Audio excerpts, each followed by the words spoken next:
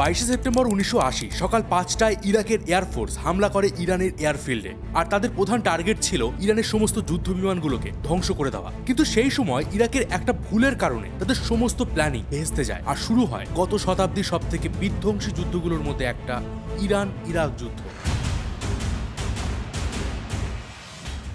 যাতে মোট 10 লক্ষেরও বেশি মানুষ প্রাণ হারিয়েছিলেন। কিন্তু এই যুদ্ধের কারণ কি ছিল? ক্ষমতায় আসার ঠিক 1 বছরের মধ্যে সাদ্দাম হোসেন ইরাককে আরবের সবথেকে শক্তিশালী দেশ বানিয়ে তোলে। আর যুদ্ধের মাত্র 2 বছরের মধ্যেই ইরাক ইরানের একটা বড় এলাকা দখল করে নিয়েছিল। ইভেন সাদ্দাম হোসেন তার কূটনীতির মাধ্যমে বিশ্বের সবথেকে শক্তিশালী দেশ আমেরিকা এবং রাশিয়াকে নিজের দলে টেনে নিয়েছিল। কিন্তু জানলে অবাক হবেন, এত কিছুর পরেও ইরাক তাদের দখল করা সব এলাকা ইরানকে ফেরত দিতে বাধ্য হয়েছিল। প্রশ্ন হলো কেন? আরো হতবাক করার বিষয় হলো, যুদ্ধের আগেই সাদ্দাম হোসেন কিন্তু ইরানের দিকে বন্ধুত্বের হাত বাড়িয়ে দিয়েছিলেন, কিন্তু ইরান সেই প্রস্তাব ফিরিয়ে দিয়েছিল। আর এবারও প্রশ্ন হলো কেন? কিভাবে আরবের দুটো শক্তিশালী দেশ একে অপরের চরম শত্রুতে পরিণত হয়েছিল? আর কেনই বা ইসরায়েল তাদের শত্রু দেশ ইরানকে এই যুদ্ধে হাতিয়ার সাপ্লাই করেছিল? তো বন্ধুরা, আমি রয়েছি মিঠুন আপনাদের সাথে। আজকের ভিডিওতে ইরাক ইরান যুদ্ধের বিষয়ে আপনাদেরকে জানাবো, সাথে দেখবো যে ঠিক কিভাবে সাদ্দাম হোসেন ইরাকের প্রেসিডেন্ট হয়েছিলেন, কিভাবে এই যুদ্ধ ইরাককে ধ্বংসের দিকে ঠেলে দিয়েছিল। আমি সাদ্দাম হোসেনের ইরাকের শাসনের সময় হওয়া 3টে যুদ্ধ নিয়ে এই ইরাক সিরিজটা বানাচ্ছি। আর এই ভিডিওটা আমার ইরাক সিরিজের প্রথম ভিডিও। আরও 2টো ভিডিও আসবে, তো এই ভিডিওগুলো প্রত্যেকটা ডিটেল অ্যানালাইসিস করা, তাই অনেক কিছু জানতে পারবেন। তো একদম শেষ পর্যন্ত দেখুন। 16 মার্চ 1988 উত্তর ইরাকার হালাবজায় রাতের অন্ধকারে প্রায় 300টা রকেট এসে পড়ে। কিন্তু এই রকেটগুলোতে বারুদের বদলে ছিল ভয়ানক বিষাক্ত গ্যাস, যাতে মুহূর্তের মধ্যেই মারা যায় ওই এলাকার প্রায় 5000 মানুষ। আর এই অ্যাটাকটা কে করেছিলেন জানেন? ইরাকের প্রেসিডেন্ট সাদ্দাম হোসেন। এবার আপনি হয়তো ভাবছেন, আরে ভাই, তুমি তো ইরান ইরাকের যুদ্ধের কথা বলছো, তো এখানে তো ইরাক নিজেই নিজের দেশে হামলা করে দিল। দেখুন, হালাবজায় সেই সময় বেশিরভাগ জনসংখ্যা ছিল কুর্দিশ জাতির। ইরাকের প্রেসিডেন্ট সাদ্দাম হোসেন যখন ইরানের সাথে যুদ্ধ করছিলেন, ঠিক সেই সুযোগে কুর্দিশরা সাদ্দামের বিরুদ্ধে বিদ্রোহ শুরু করে। আর তারা নিজেদের একটা আলাদা দেশের দাবি করে, যাতে ইরান সরাসরি মদত দিচ্ছিল। দেখুন, ইরান ইরাক যুদ্ধের কিন্তু অনেকগুলো কারণ ছিল। একটা ছিল বর্ডার ডিসপিউট, একটা ঝামেলা ছিল নদী নিয়ে, একটা ছিল ধর্মীয় কারণ, এবং আরেকটা ছিল এই কুর্দিশদের বিদ্রোহ। সালটা ছিল 1969। এই সময় ইরাকের প্রেসিডেন্ট ছিলেন আহমেদ হাসান বকর আর ভাইস প্রেসিডেন্ট ছিলেন সাদ্দাম হোসেন।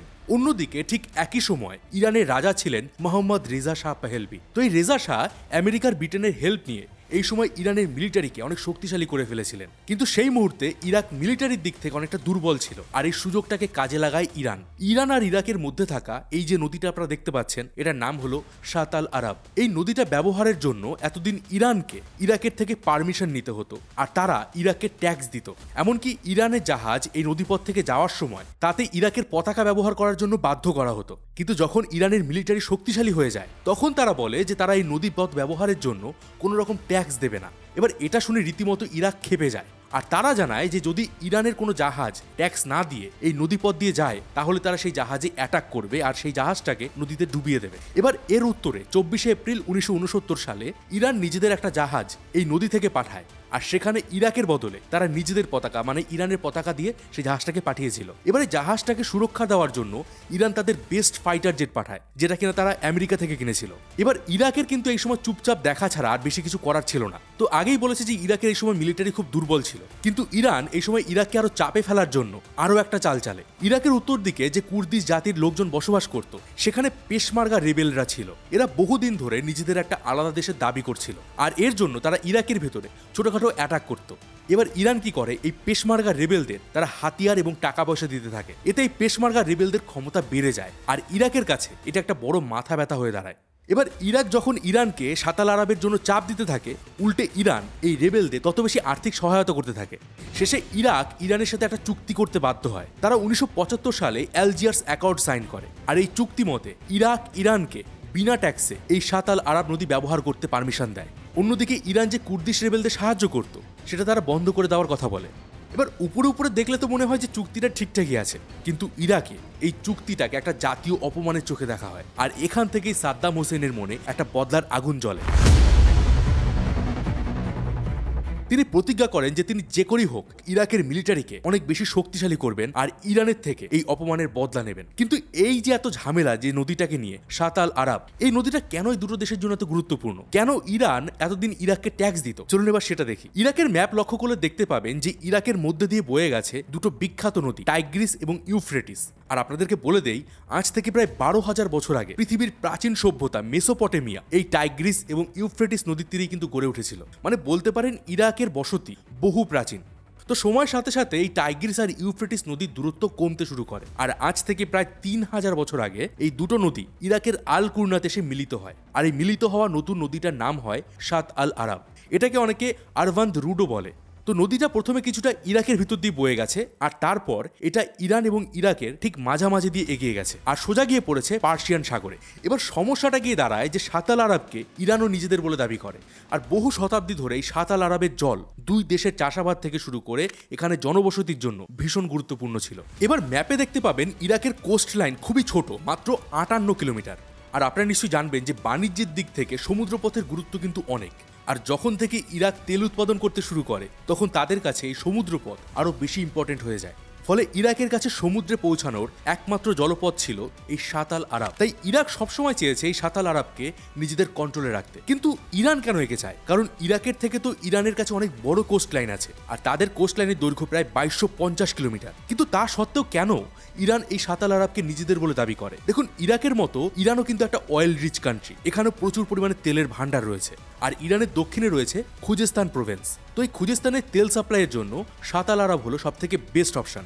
এবার আপনাদের একটা অবাক করার বিষয় বলি, আমি যখন এই ম্যাপ নিয়ে ঘাটাঘাটি করছিলাম তখন এই শাত আল আরাব থেকে কিছুটা দূরে ইরানের ভেতরে আর একটা নদী দেখতে পাই। এই নদীটার নাম হলো বাহামানশির নদী। সেটাও গিয়ে কিন্তু সোজা পার্সিয়ান সাগরে পড়েছে। এবার স্বাভাবিকভাবে একটা প্রশ্ন ওঠে যে ইরান কেন সেটাকে ব্যবহার করে না, কেন তারা শাত আল আরাবের পিছনে লেগে রয়েছে? তো এর উত্তর খুঁজে যেটা আমি পাই সেটা হলো, যেহেতু শাত আল আরাব টাইগ্রিস এবং ইউফ্রেটিস নদীর মিলিত রূপ, তাই এতে জলের ফ্লো অনেক বেশি, সাথে নদীর গভীরতা অনেক বেশি, যার কারণে চাষাবাদ থেকে শুরু করে জাহাজ চলাচল এই সমস্ত ক্ষেত্রে এটা একটা উপযুক্ত নদী। কিন্তু বাহামানশির নদী, যেটা কিনা ইরানের মধ্যে থেকে বয়ে গেছে, সেটা একটা ছোট নদী কারুন থেকে তৈরি হয়েছে, আর এতে জলের ফ্লো কম, ফলে জল অনেক বেশি লবণাক্ত, যেটা চাষের জন্য উপযোগী নয়, আর এর গভীরতা অনেক কম, যার কারণে এখান থেকে জাহাজও চলাচল করতে পারে না। তো এই সমস্ত কারণে ইরানের দক্ষিণে যে খুজিস্তান প্রভিন্স রয়েছে তাদের কাছেও এই শাত আল আরাব অনেক বেশি গুরুত্বপূর্ণ।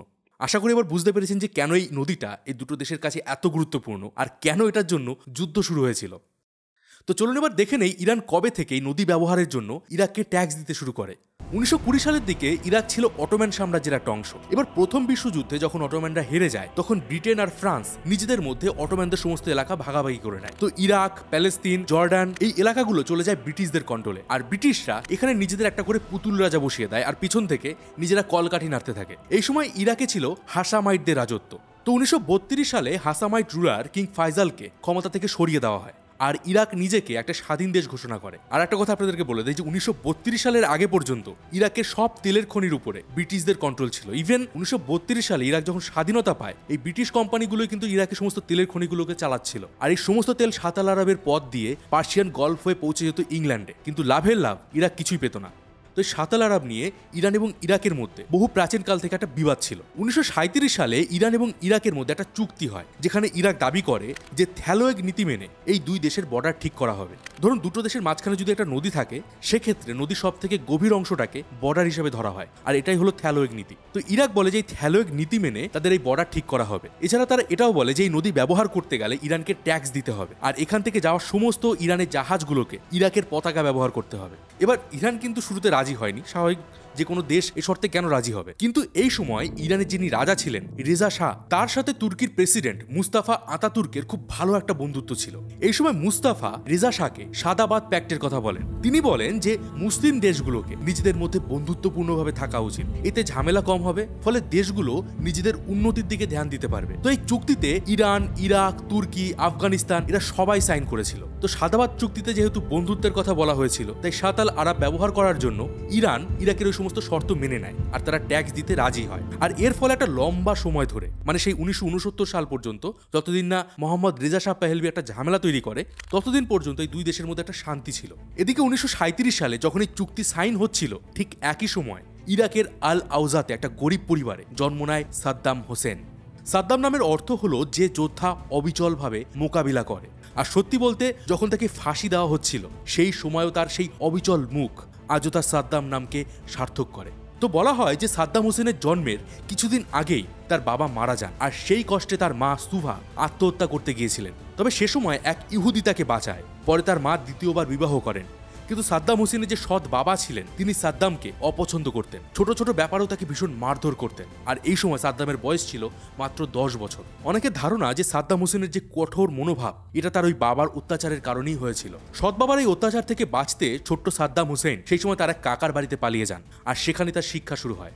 সাদ্দাম আইন নিয়ে পড়াশোনা করেছিলেন, পরবর্তীতে তিনি স্কুল টিচারও হয়েছিলেন। আর এই সময় 1957 সালে তার সেই কাকার হাত ধরে তিনি জয়েন করেন ইরাকের বাথ পার্টিতে। আর বাথ পার্টি কিন্তু সে সময় ইরাকে খুব বেশি পরিচিত হয়েছিল, কারণ তারা ইরাকে এক প্রকার রেভলিউশন আনার চেষ্টা করছিল। কিন্তু তাদের সেই চেষ্টায় জল ঢেলে পরের বছরই মানে সাদ্দাম হোসেনের বাথ পার্টিতে জয়েন হওয়ার ঠিক 1 বছর পরে 1958 সালে ইরাকের আর্মি রাজাকে সরিয়ে ইরাকের ক্ষমতা দখল করে নেয়। আর এরপর টানা প্রায় 10 বছর ইরাকে আর্মি শাসন চলছিল। এই সময়ের মধ্যে সাদ্দাম হোসেন বাথ পার্টিতে একদম উপরের সারিতে চলে আসেন। আর অবশেষে 1968 সালের জুলাইতে বাথ পার্টি মিলিটারি শাসন সরিয়ে ইরাকের ক্ষমতা দখল করে নেয়। ইরাকের নতুন প্রেসিডেন্ট হন আহমেদ হাসান বকর, আর ইরাকের ভাইস প্রেসিডেন্ট হন মাত্র 31 বছর বয়সী সাদ্দাম হোসেন। বাথ পার্টি ক্ষমতায় আসতেই তারা ইরাকের সমস্ত তেলের খনিগুলোকে ন্যাশনালাইজ করে দেয়, মানে ইরাক নিজেই নিজের তেল বিক্রি করবে। এর ফলে কিন্তু ইরাকের একটা প্রচুর পরিমাণে মুনাফা হচ্ছিল। তারা সেই টাকা দিয়ে রাস্তা তৈরি করতো, বিল্ডিং বানাতো, অয়েল রিফাইনারি বানাতো, যাতে ইরাকের জনগণরা কাজ করছিল। ফলে তাড়াতাড়ি ইরাকের অর্থনীতি খুব দ্রুত এগোতে থাকে। আর 1979 সাল আস্তে আস্তে সাদ্দাম হোসেন নিজের ক্ষমতাকে আরও বাড়িয়ে দেন এবং নিজেকে ইরাকের প্রেসিডেন্ট ঘোষণা করেন। আর এখান থেকে শুরু হয় ইরান ইরাক যুদ্ধের দ্বিতীয় ধাপ। যে মুহূর্তে সাদ্দাম হোসেন ক্ষমতায় আসেন ঠিক সেই সময় ইরানে ইসলামিক রেভলিউশন হচ্ছিল, যার নেতৃত্ব দিচ্ছিলেন শিয়া ধর্মগুরু আয়াতুল্লাহ খোমেনি। ইরানের রেভলিউশন নিয়ে আমি অলরেডি একটা ভিডিও বানিয়েছি, যেটা প্রায় 12 লক্ষ মানুষ দেখেছেন। আপনি চাইলে এই ভিডিও শেষে সেটা দেখতে পারেন, লিঙ্ক ডেসক্রিপশন বক্স দেওয়া আছে। তো এই শিয়া ধর্মগুরু আয়াতুল্লাহ খোমেনি সাদ্দাম হোসেনের বিপক্ষে ছিলেন, কারণ সাদ্দাম হোসেন একজন সুন্নি মুসলিম ছিলেন। আর সেই সময় ইরাকের প্রায় 64% জনগণ ছিল শিয়া ধর্মের, আর মাত্র 31% ছিল সুন্নি। এবার সুন্নিরা জনসংখ্যায় কম হয়েও তারা সম্পূর্ণ ইরাককে কন্ট্রোল করছিল।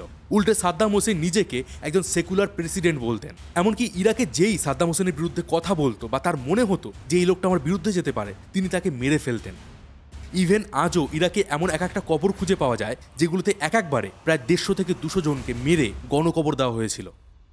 তো সাদ্দাম হোসেনের এই সমস্ত কাজের বিরুদ্ধে ছিলেন ইরানের ধর্মগুরু আয়াতুল্লাহ খোমেনি। তিনি এই সময় রেডিওর মাধ্যমে, ক্যাসেটের মাধ্যমে ইরাকে তার বাণী ছড়িয়ে দিতে থাকেন, আর ইরাকে শিয়াদের অনুপ্রাণিত করেন যাতে তারা বিদ্রোহ করে এই সুন্নি শাসক সাদ্দাম হোসেনকে ক্ষমতা থেকে সরিয়ে দেয়। এবার সাদ্দাম হোসেন কিন্তু শুরুর দিকে এই বিষয়টা নিয়ে একটা সমঝোতা করতে চেয়েছিলেন। 1979 সালের জুলাই মাসে তিনি একটা র্যালিতে আলী খোমেনিকে উদ্দেশ্য করে দুটো দেশের মধ্যে বন্ধুত্বের প্রস্তাব দেন। আর তিনি এটাও বলেন যে একটা দেশের অন্য দেশের বিষয়ে ইন্টারফেয়ার করা বন্ধ করতে হবে। কিন্তু সদ্য ক্ষমতায় আসা আয়াতুল্লাহ খোমেনি এই প্রস্তাব নাকচ করে দেন। আর তিনি সেই একইভাবে ইরাকের শিয়া ধর্মের লোকজনদেরকে সাদ্দামের বিরুদ্ধে রেডিও এবং ক্যাসেটের মাধ্যমে ভাষণ দিতে থাকেন। এবার সাদ্দাম হোসেনের কাছে এটা ছিল একটা রাগ এবং ভয়ের কারণ। রাগ এই কারণে যে ওই যে 1975 সালের আলজেরিয়াস চুক্তির কথা বললাম, তাতে কিন্তু ইরাকের অপমান হয়েছিল। আর ভয় এটা নিয়েছিল যে আয়াতুল্লাহর কারণে যদি ইরানের মতো ইরাকেও বিপ্লব হয় তাহলে তো তাকে লোকজন ক্ষমতা থেকে সরিয়ে ফেলবে। সাদ্দাম হোসেন এবার যুদ্ধের প্রস্তুতি নিতে শুরু করেন। তিনি ইরাকের সামরিক শক্তি বাড়াতে থাকেন। মাত্র 1 বছরের মধ্যে 1980 সালে ইরাকের সৈন্য সংখ্যা হয়ে যায় 2,42,000। ইরাক রাশিয়ার ফ্রান্সের থেকে 2350টা ট্যাঙ্ক এবং আর্মার ভেহিকেল কেনে। এছাড়া সোভিয়েত ইউনিয়ন থেকে তারা 340টা রাশিয়ান ফাইটার জেটও কেনে। সাদ্দাম হোসেন এ সময় ভেবেছিল যে ইরানে যেহেতু সদ্য বিপ্লব হয়েছে তাই ইরান এখন দুর্বল, তাই এখন যদি আক্রমণ করা হয় তাহলে খুব সহজেই ইরানের বেশ কিছু এলাকা দখল করা যাবে। আর যখন যুদ্ধে ইরান হেরে যাবে তখন ইরানের জনগণ নিজে থেকেই এই আয়াতুল্লাহকে ক্ষমতা থেকে সরিয়ে দেবে। আর এই ভেবেই 22শে সেপ্টেম্বর 1980 সালে ভোর 5টায় ইরাকের এয়ারফোর্স হামলা করে ইরানের এয়ারফিল্ডে। তাদের প্রধান টার্গেট ছিল ইরানের সমস্ত যুদ্ধ বিমানগুলোকে ধ্বংস করে দেওয়া। কিন্তু সেই সময় ইরানের এয়ারক্রাফটগুলো শক্তিশালী বাংকারের মধ্যে রাখা ছিল, ফলে গুটি কতক যুদ্ধ বিমান ছাড়া বাকি সবগুলোই প্রায় অক্ষত থেকে যায়। এবার ইরানও পাল্টা আক্রমণ শুরু করে।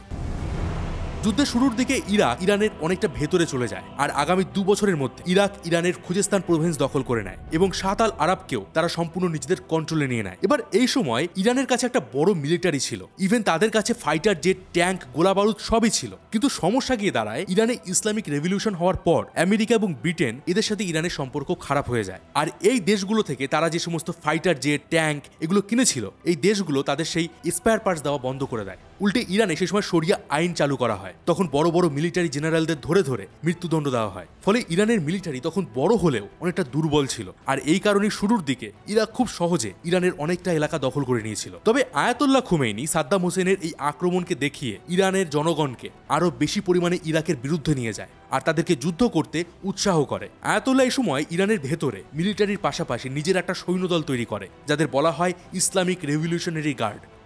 ইরানের ভেতরে যে সমস্ত জায়গাগুলো দখল করেছিল সেগুলোর সামনে ইরানের রেভলিউশনারি গার্ডের 400 থেকে 500 জন সৈন্য একবারে এগিয়ে যেত। এতে শুরুর দিকে 100 থেকে 200 জন মারা গেলেও শেষের দিকে 200-300 সৈন্য বেঁচে যেত, আর তারা এগিয়ে গিয়ে সরাসরি ইরাকের সৈন্যদের উপর হামলা করত। 1984 সাল আস্তে আস্তে ইরান নিজেদের সেই সমস্ত এলাকা আবার দখল করে নেয় যেগুলো ইরান তাদের থেকে কবজা করেছিল। উল্টে তারা এবার ইরাকের ভেতরে যেতে শুরু করে, আর তারা টার্গেট করে ইরাকের দক্ষিণে থাকা বাসরা সিটিকে। এটা ছিল ইরাকের সবথেকে গুরুত্বপূর্ণ শহর। এরই সাথে তারা ইরাকের উত্তরে থাকা কুর্দিশ রেবেলদের হাতিয়ার দিতে থাকে, যাতে তারা সাদ্দাম হোসেনের বিরুদ্ধে যুদ্ধ করতে পারে। এবার সাদ্দাম হোসেন, যিনি কিনা শুরুতে ইরানকে দখল করতে গিয়েছিলেন, এমনকি অনেকটা সফলও হয়েছিলেন, তখন এমন পরিস্থিতি গিয়ে দাঁড়ায় যে তার নিজের দেশের এলাকায় ইরান দখল করে নিতে যাচ্ছিল। তো এই সময় ইরাককে হেল্প করতে এগিয়ে আসে আমেরিকা, ব্রিটেন সহ পশ্চিমী দেশগুলো। তারা সাদ্দাম হোসেনকে হাতিয়ার এবং টাকা পয়সা দিয়ে হেল্প করতে শুরু করে, কারণ ইরানের সাথে তাদের শত্রুতা ছিল। তারা ভাবে যুদ্ধে যদি সাদ্দাম হোসেন জিতে যায় তাহলে আরব দেশগুলোর উপর তাদের একটা কন্ট্রোল থাকবে। এদিকে রাশিয়াও সাদ্দাম হোসেনকে সাপোর্ট করে, কারণ ইরানে আয়াতুল্লাহ খুমেইনি কমিউনিস্টদের হত্যা করছিল, যেটা রাশিয়া ভালো চোখে দেখেনি। এছাড়া আরবের আরো বেশ কয়েকটা দেশ যেমন সৌদি আরব, কুয়েত, এরাও কিন্তু সাদ্দাম হোসেনকে সাপোর্ট করে, কারণ আয়াতুল্লাহ খুমেইনি এই দেশগুলোতেও তার বাণীর ক্যাসেট এবং রেকর্ড প্রচার করছিল। ফলে এই দেশগুলো ভয়ে ছিল যে এখানেও না ইরানের মতো বিপ্লব শুরু হয়ে যায়। এবার ইরাক যখন সারা বিশ্বের শক্তিশালী দেশগুলো থেকে সাহায্য পাচ্ছিল, সেই সময় কিন্তু ইরান শুরুতে কারোর হেল্প পায়নি, তারা একাই লড়াই করে যাচ্ছিল। তবে কয়েক বছর পর চীন আর নর্থ কোরিয়া ইরানকে হেল্প করে, আর জানলে অবাক হবেন ইসরায়েলও ইরানকে হেল্প করেছিল। এটা নিয়ে অনেকে বলে থাকেন যে ইসরায়েল চেয়েছিল ইরাক এবং ইরান দুজনে নিজেদের মধ্যে যুদ্ধ করে দুর্বল হয়ে যাক, এতে আখেরে তাদেরই লাভ ছিল। এবার আরো একটা আশ্চর্যের কথা বলি, আমেরিকা যুদ্ধের শেষের দিকে ডবল গেম খেলতে শুরু করে। তারা ইরাকের পাশাপাশি ইরানকে অস্ত্র বিক্রি করছিল নিকারাগুয়াতে কমিউনিস্টদের দমন করতে। মানে ভাবতে পারছেন কি ভয়ানক রকমের পাল্টিবাজ। এই যুদ্ধ একটা সময় গিয়ে থমকে যায়। দুই পক্ষ ঠিক প্রথম বিশ্বযুদ্ধের মতো ট্রেঞ্চ বানিয়ে নিজেদের এলাকা দখল করে বসে পড়ে। সাদ্দাম হোসেন ভেবেছিল যে কয়েক মাসের মধ্যে তিনি এই যুদ্ধে জিতে যাবেন, কিন্তু মাস পেরিয়ে কয়েক বছর পার হয়ে যায়। 1984-তে আক্রমণ শুরু হয় তেলের ট্যাঙ্কারের উপরে। ইরান আর ইরাক থেকে প্রচুর পরিমাণে তেল সারা বিশ্বে সাপ্লাই হতো। তো ইরাক এই সময় ইরানকে অর্থনৈতিকভাবে দুর্বল করে দিতে তাদের বড় বড় তেলের জাহাজগুলোতে বোমা ফেলতে থাকে। এতে সারা বিশ্ব জুড়ে বড় রকমের ক্ষতি হয়, সমুদ্রের জল দূষিত হতে শুরু করে। উল্টো দিকে ইরান কি করে, তারা স্ট্রেট অফ হরমুজ বন্ধ করে দেয়। এতে ইরাকের পাশাপাশি কুয়েত, কাতার, সৌদি আরব, বাহরাইন এই দেশগুলো তাদের তেল সাপ্লাই করতে পারছিল না। ফলে সারা বিশ্ব জুড়ে তেলের ঘাটতি দেখা দেয়। শেষ পর্যন্ত আমেরিকা তাদের নেভিকে পাঠায় পার্সিয়ান গালফে, আর এই সময় আমেরিকা কুয়েতি তেলের জাহাজগুলোতে নিজেদের ফ্ল্যাগ লাগিয়ে বোমা হামলা থেকে বাঁচাতো। এই যুদ্ধে দুই দেশই সাধারণ নাগরিকদের উপর হামলা করেছিল। ইরাক প্রথমে ইরানের রাজধানী তেহরানে বোমা ফেলে, অন্যদিকে ইরান ইরাকের রাজধানী বাগদাদে বোমা ফেলে, যাতে বহু মানুষ মারা যায়। এই সময় সাদ্দাম হোসেন ইরানের সৈন্যদের উপর কেমিক্যাল অ্যাটাকও করেছিলেন। কিন্তু ইরান যখন এই বিষয়ে ওয়েস্টার্ন কান্ট্রিগুলোকে বলে, তখন তারা এক প্রকার না দেখার ভান করে, কারণ তারা সেই সময় সাদ্দাম হোসেনকে চোখ বন্ধ করে সাপোর্ট করছিল। অথচ সেই কেমিক্যাল ওয়েপেনের কারণ দেখে কয়েক বছর পর আমেরিকা ইরাকের উপর হামলা করেছিল। এই বিষয়ে আমি সিরিজের 3 নম্বর পার্টে আলোচনা করব। তো 1988 সাল আস্তে আস্তে ইরাক আর ইরানের উপর ইউনাইটেড নেশন চাপ দিতে থাকে, আর এই যুদ্ধের কোনো ফলাফলও হচ্ছিল না। কেউ কারোর এলাকা দখল করতে পারেনি, উল্টে প্রচুর পরিমাণে ক্ষতি হচ্ছিল। 20 আগস্ট 1988 সালে এই দুই দেশের মধ্যে একটা সিজ ফায়ার হয়, আর 8 বছর ধরে চলা এই যুদ্ধের সমাপ্তি হয়। কিন্তু এই যুদ্ধ পৃথিবীর সবথেকে বিধ্বংসী যুদ্ধ তালিকায় নাম লেখায়। ইরান এবং ইরাকের যুদ্ধে বহু মানুষ মারা গিয়েছিলেন, এমনকি আমেরিকারও বহু সৈনিক মারা যায়, কারণ ইরাক একবার ভুল করে আমেরিকার যুদ্ধ জাহাজই বোমা ফেলে দিয়েছিল। তো বলা হয় আনুমানিক প্রায় 10 লক্ষ মানুষ এই 8 বছরের যুদ্ধে মারা গিয়েছিল, আর অর্থনৈতিকভাবে ক্ষতি হয় $1 ট্রিলিয়ন বা 80 লক্ষ কোটি টাকা। তবে এই যুদ্ধে ইরাক তাদের মিলিটারিকে এতটাই আপডেট করে যে তারা হয়ে যায় সেই সময় ওয়ার্ল্ডের লার্জেস্ট মিলিটারি। কিন্তু যুদ্ধে ইরাকের সাথে একটা বড় রকমের বিশ্বাসঘাতকতা হয়েছিল, পাশাপাশি যুদ্ধের কারণে তারা ঋণগ্রস্ত হয়ে পড়েছিল। আর এটাই কারণ ছিল যখন সাদ্দাম হোসেন তার বন্ধু দেশগুলোর উপর হামলা করার সিদ্ধান্ত নিয়েছিলেন। যে কুয়েত এবং সৌদি আরব তাকে ইরানের বিরুদ্ধে যুদ্ধে সাহায্য করেছিল, তিনি কেন সেই কুয়েত এবং সৌদি আরবে হামলা করেছিলেন, এই বিষয়ে পরের পার্টে আলোচনা করব। তো অবশ্যই চ্যানেলকে সাবস্ক্রাইব করে দিন। আর আপনার কি মনে হয় সাদ্দাম হোসেনের ইরানের উপরে যে হামলার সিদ্ধান্ত, সেটা কি ঠিক ছিল নাকি ভুল? আপনার মতামত কমেন্ট বক্সে অবশ্যই জানান। আর হ্যাঁ, আপনি আমাদের চ্যানেলে মেম্বারশিপ নিতে পারেন জয়েন বাটনে ক্লিক করে। অলরেডি বহু মানুষ চ্যানেলে মেম্বারশিপ নিয়েছেন, আপনিও নিতে পারেন। তো দেখা হবে পরের ভিডিওতে। ততদিন ভালো থাকবেন, সুস্থ থাকবেন। আর আমি ছিলাম মিঠুন আপনাদের সাথে।